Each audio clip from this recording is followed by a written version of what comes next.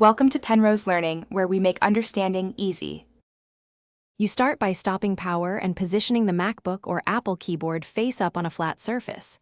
You gather one plastic spudger, tweezers, a soft brush and cloth. This prevents scratches and lost parts. Once done, remove the detached keycap and place it nearby, then inspect the scissor retainer and metal hinge beneath. You want to see if clips are intact. Make sure to note any broken clips or debris.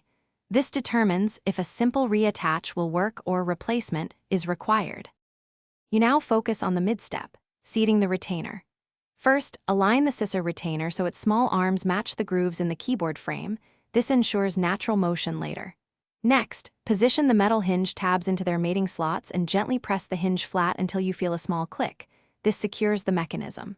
While doing this, clean contact points with the soft brush to remove dust.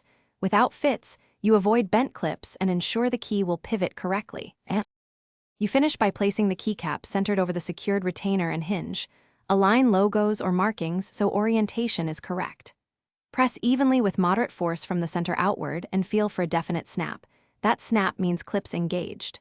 Once attached, type the key several times to confirm travel, responsiveness, and stable feel.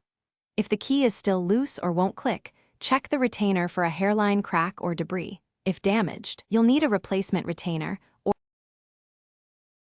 Thanks for watching. If this was helpful, leave a like and consider subscribing. See you next time.